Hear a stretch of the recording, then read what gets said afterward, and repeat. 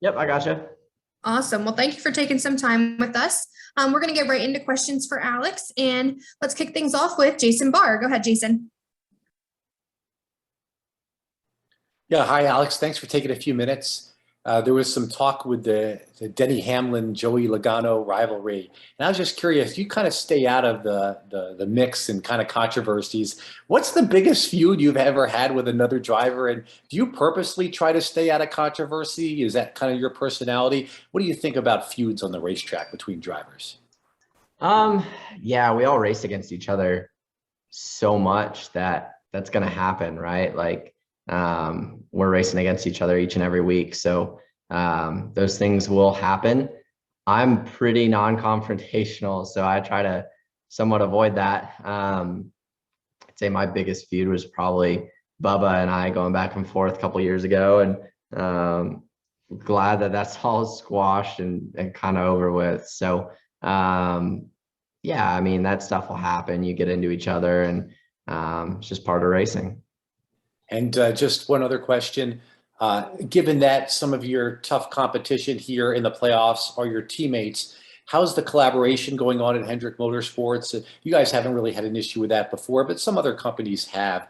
How is the camaraderie and the teammates situation going now that you're heading into a more intense time of the year? Yeah, I think the four of us work really well together, and I don't see that change.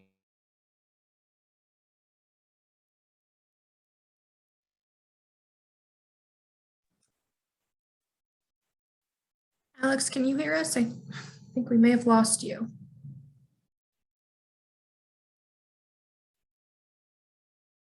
Is anyone else able to hear him? Okay. All right. Gonna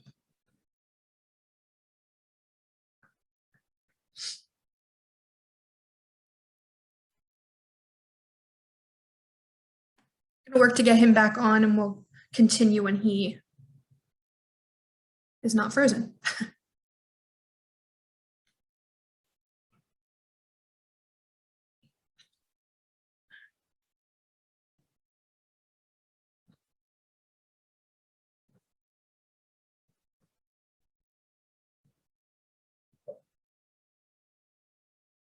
And Jason, we'll come back. We'll come back and make sure he finishes up that question for you once he rejoins. Okay, thanks.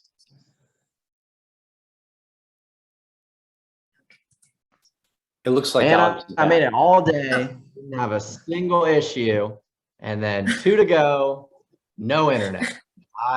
We see how it is, Alex. We see how it is. Yeah.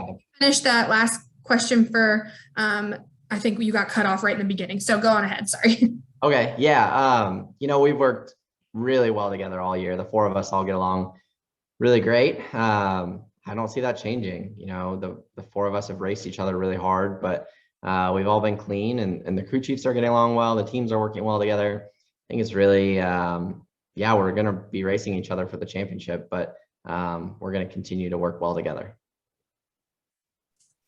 All right, we're going to take our next one from Devin Henry. Go ahead, Devin. Thanks, Marissa. Alex, obviously you and Michael are both from Arizona, but two very different places in Arizona, two very different ways up the ranks, and at two very different times, but somehow you both go from start and park to Cup Series winners. I'm curious what your relationship is with Michael, or what your perception of him is. Yeah, I've known Michael for quite a while.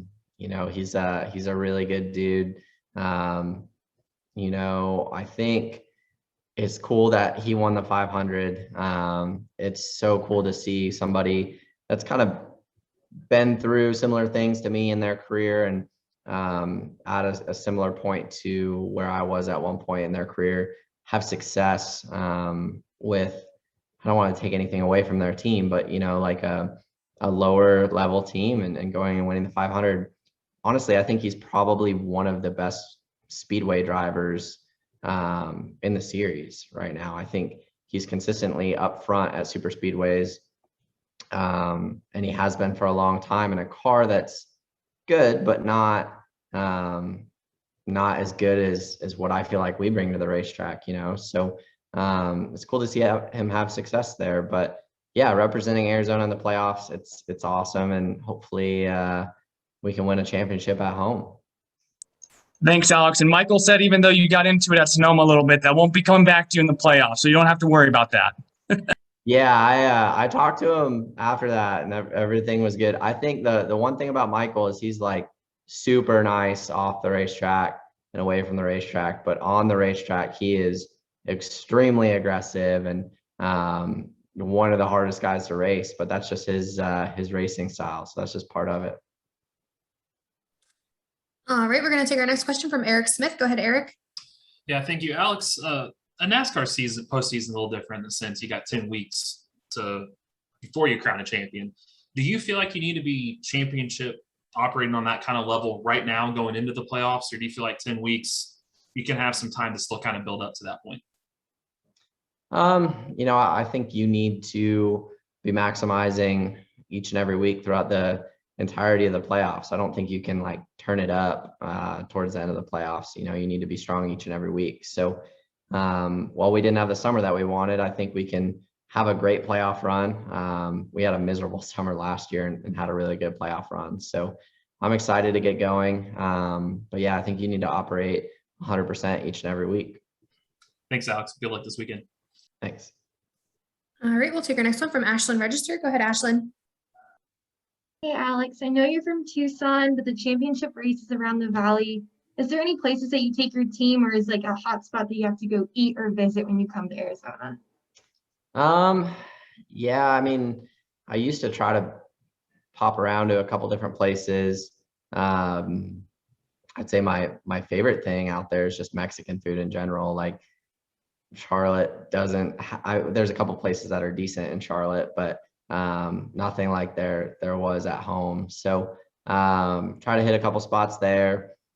And then Pat's Chili Dogs in Tucson is pretty amazing. That was one of my favorite places to go. So this year with kind of the different layouts and everything going on in the world, probably keep closer to the racetrack and keep a little more locked up. But yeah, definitely some places in the past that we've tried to go. Thank you. All right, we'll take our next one from Jack Johnson. Go ahead, Jack. Alex, so when you did the simulation driving for Hendrick in a year kind of off in the Cup Series, what was that experience like? What did you learn? And how much did you feel like it kept you sharp in preparation for jumping in the 88 car in 2018? Yeah, I think that definitely was better than sitting on the couch all year, but at the same time, it wasn't racing. So it's definitely different.